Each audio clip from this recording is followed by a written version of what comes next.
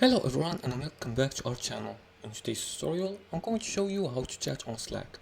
Want to start chatting with your coworker on Slack, whether you're new or just getting organized, here's how to chat, reply, and use threads in Slack like a pro.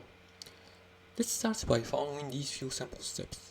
The first step is to open Slack and choose a channel or a DM.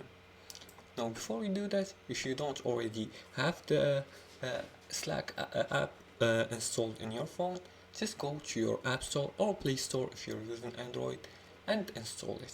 Once you install it, click on the app and make sure you sign in using your account's credentials. Once you sign in, go to the direct message to talk one-on-one. Now as you can see here, I don't have any conversations, but if you have conversations with other friends, you're gonna be able to see them here. Now the second step is to type your message. At the bottom you'll see a message box.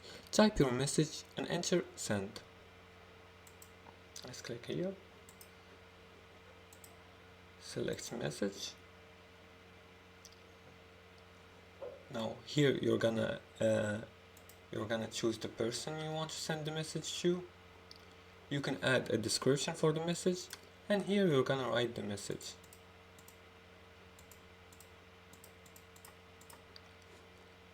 Now after you type in your message, press enter to send.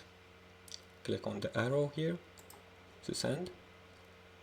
You can also add reactions and format text. You can use emojis, format text like bold, italic, or add links using the formatting bar or shortcut like bold.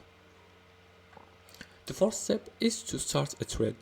Now for organized chat, hover over a message and click on reply in thread and keep side discussions organized. As for the fifth and final step, you can share files or link. Now you can do that by clicking on the paperclip icon to upload files, images or documents. And now you're chatting like a pro in Slack. Use RBAS mentions to get someone's attention and use channels for group communication and DMs for private conversations. Chatting on Slack is fast, clean and made for teamwork. Use it to stay focused, share updates and keep everyone on the same page. And this was it for today's tutorial. If you like this video and found this helpful, please like and subscribe.